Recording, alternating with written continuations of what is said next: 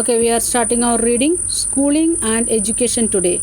Today both boys and girls attend school in large number, yet as we will see, there still remain children between the education of boys and girls. India has a census survey every 10 years which counts the whole population of the country.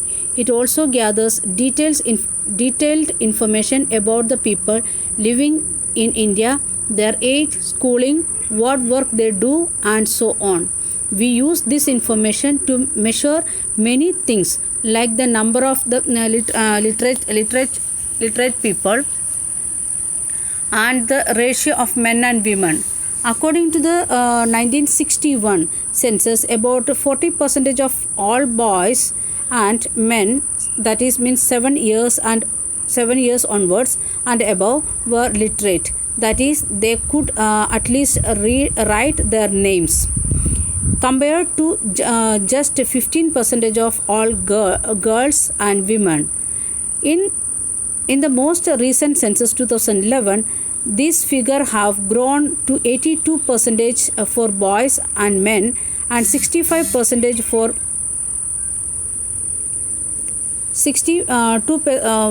5% for women.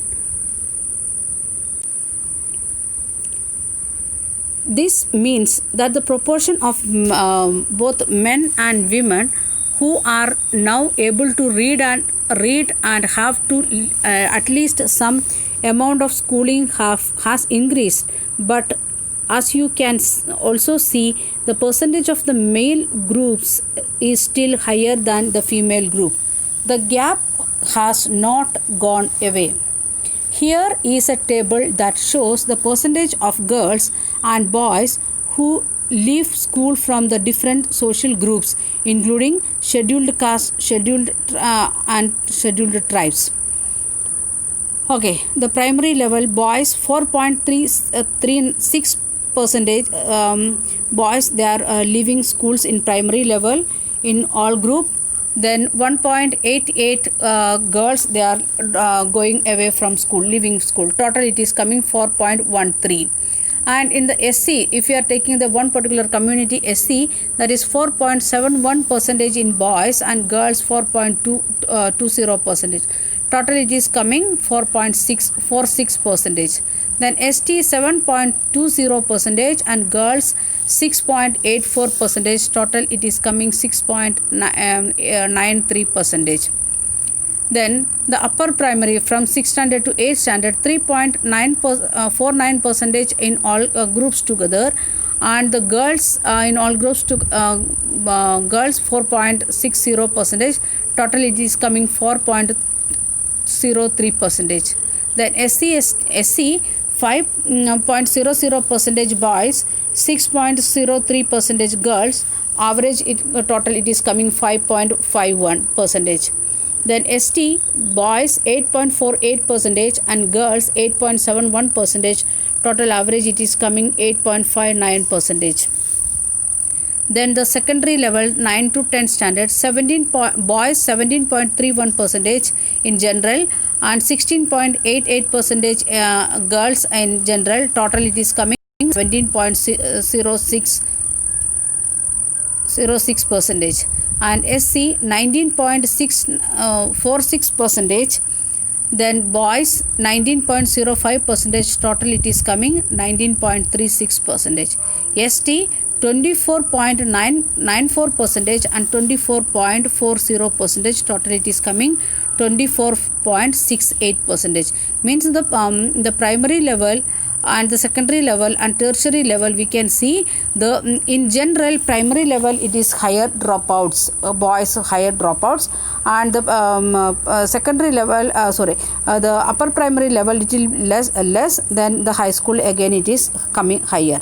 And for girls it is in the primary level it is less, and upper primary level again it is increasing, and in the high school we can see secondary section we can see doubling of four doubling we can see.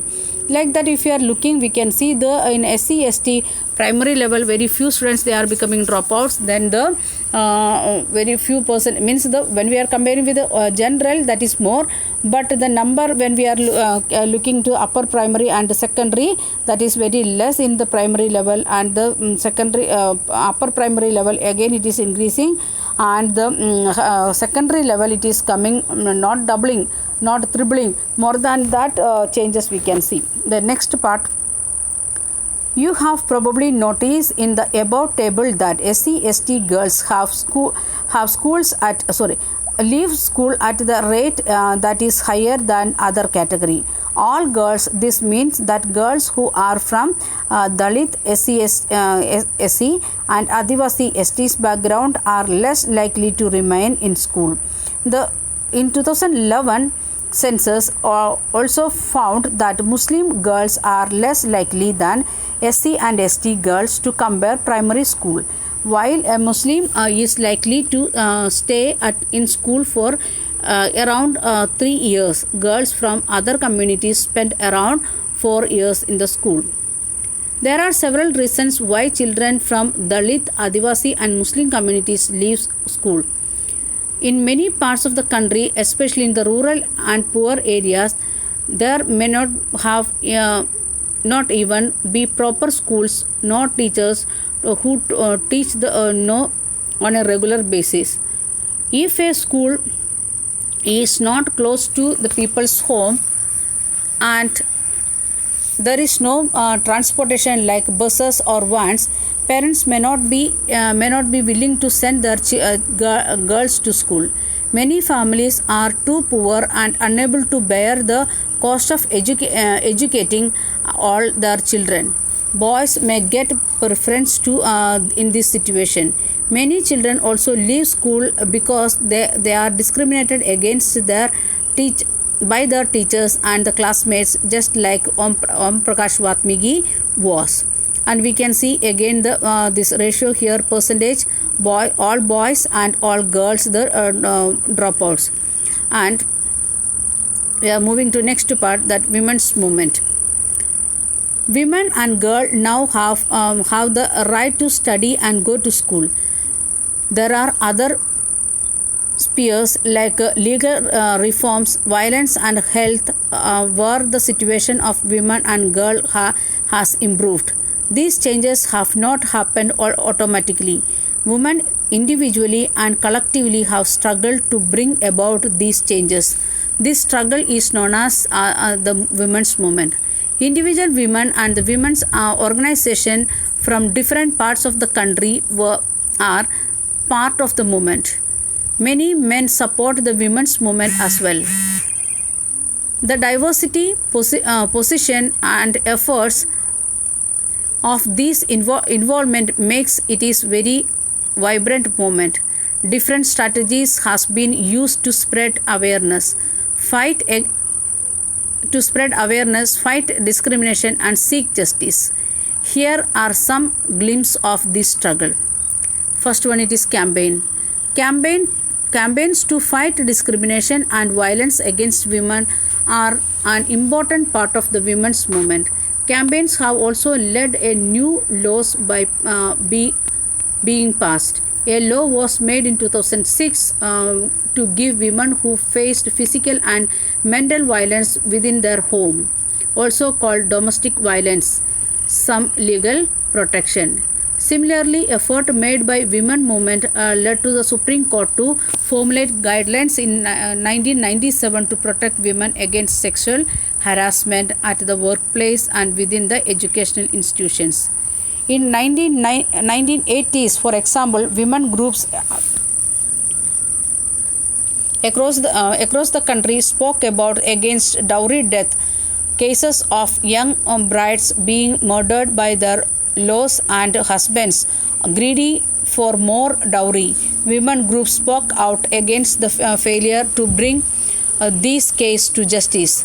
They did so by coming on the streets, approaching the courts and by sharing information.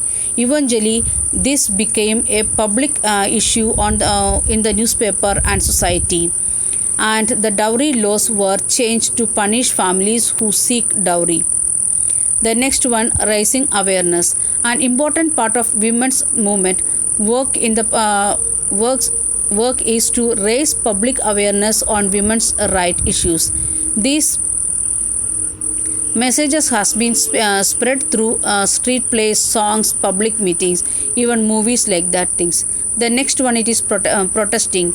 The women movement raises its voice when violations against women take place, or for example, when a law or a policy acts against their interests. Public rallies and demonstrations are very powerful way of drawing attention of injustice. Then comes the showing solidarity. In my book, some pictures are missing, some part also missing, and the women movement is also showing solidarity with other women cases. Here we are stopping, and you can read rest of the things, it is there in your textbook. Okay, thank you, have a nice day.